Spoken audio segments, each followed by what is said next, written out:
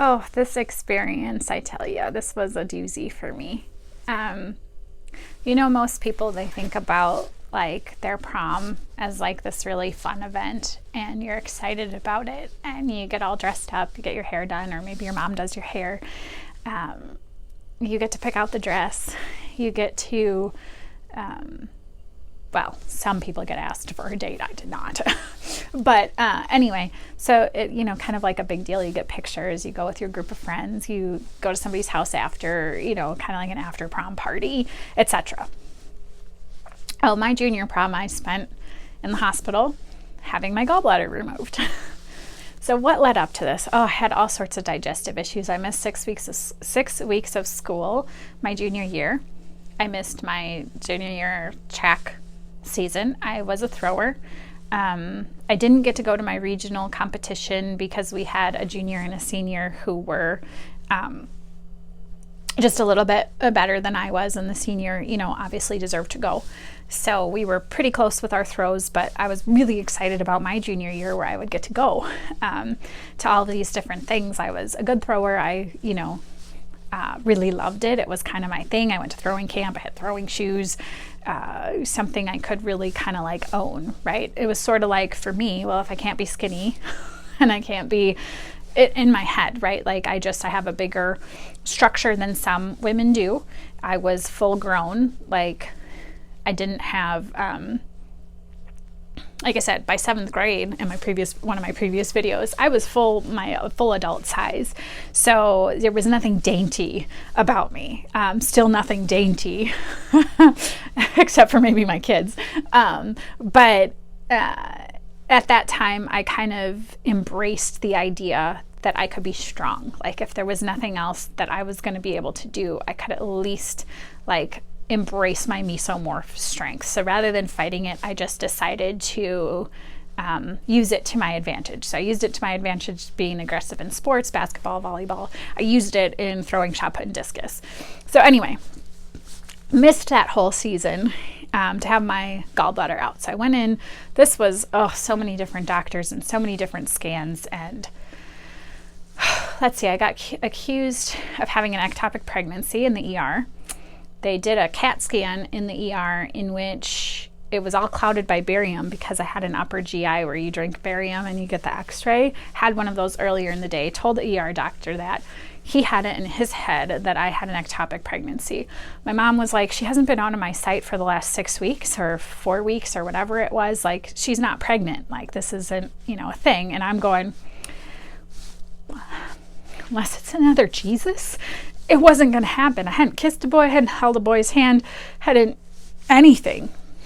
It was like, excuse me? But no, this is not an ectopic pregnancy. Anyway, so his job was, he was like, well, we're doing a pelvic exam. I said, no, we're not. I said, I'm not pregnant. I'm not worried about not, being pregnant. Anyway, CAT scan got done. It was cloudy, inconclusive. I thought I was having appendicitis. Insurance got charged for it anyway, even though he didn't listen that I had barium the day before. Completely wasted a visit, wasted my mom's time, and called her home from a sorority meeting. And, fast forward, it was my gallbladder. When they went in for the gallbladder, it was all scarred up. They couldn't find it. So they had to remove all this scar tissue before they could find the gallbladder at all. Then they decided to look around. They removed my appendix at the same time. So I guess it was elongated and wrapping around my intestines and it looked funny.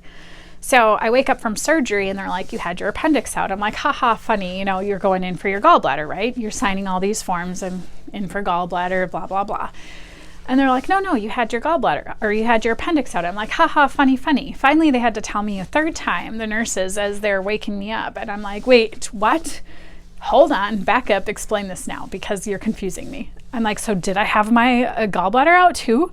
And they're like, yes. So essentially I had an organ stolen. They didn't ask my mom for permission to take it. Nobody came out of surgery. You sign forms to say like that they have kind of carte blanche to do whatever they think they can do or should do.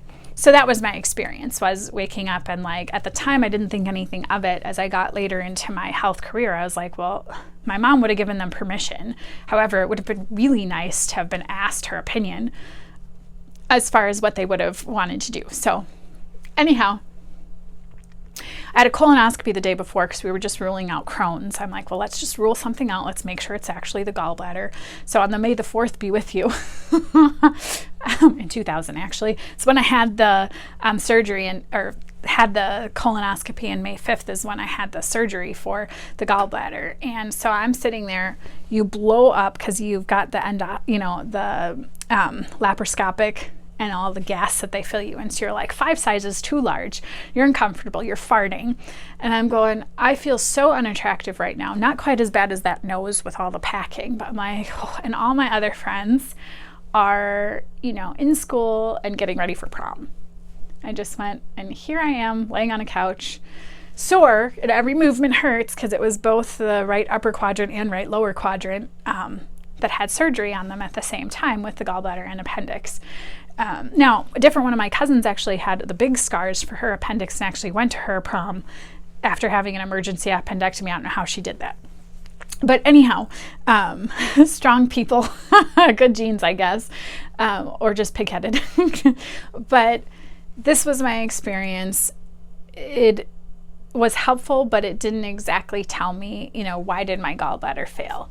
This was something I had to really look into, like, what was I doing? Why was the gallbladder not working? Why was my appendix not working? That was never addressed. It was just yank the organ.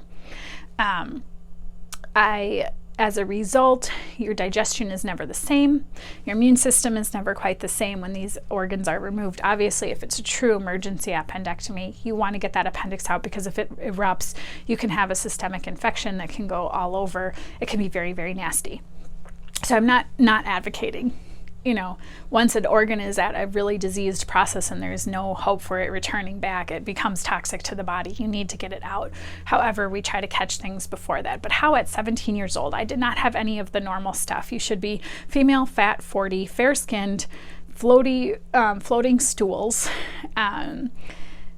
Were kind of some of them, we called them the F's for gallbladder. I didn't have any of them. I was 17 years old. I was an athlete. I was a triathlete. Now, granted, I had a few extra pounds. I still have a few extra pounds, but not like a massive amount of pounds, right? Just I carried a little cush and carried a little cush, right? And so, I didn't fit any of the symptoms.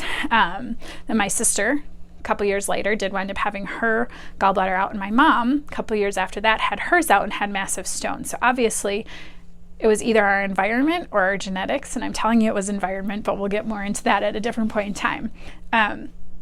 So you had only one of the 3 of us in the household that should have, had anything that would have even resembled the need for a gallbladder. So anyhow, missed a whole bunch of school, was having to make up, do summer school, all of that after this whole ordeal of trying to figure out what was going on, because I had ultrasounds, I had upper GIs, I had lower GIs, you name it. I had colonoscopy, all of it, endoscopy. There were just so many tests that were run. I used to say I've had every orifice except for the urethra had something shoved in it, because I had rhinoscopies with getting a camera up the nose and looking down. They even looked at my vocal cords. Cameras everywhere, stuff everywhere. So literally I've been poked and prodded and probed through the medical field many times, and this was all by the time I was 17 years old. So again, I'm Dr. Erin Danielle with the Rejuvenate Life app, rejuvenate-life.com. It's important what you do with your dash.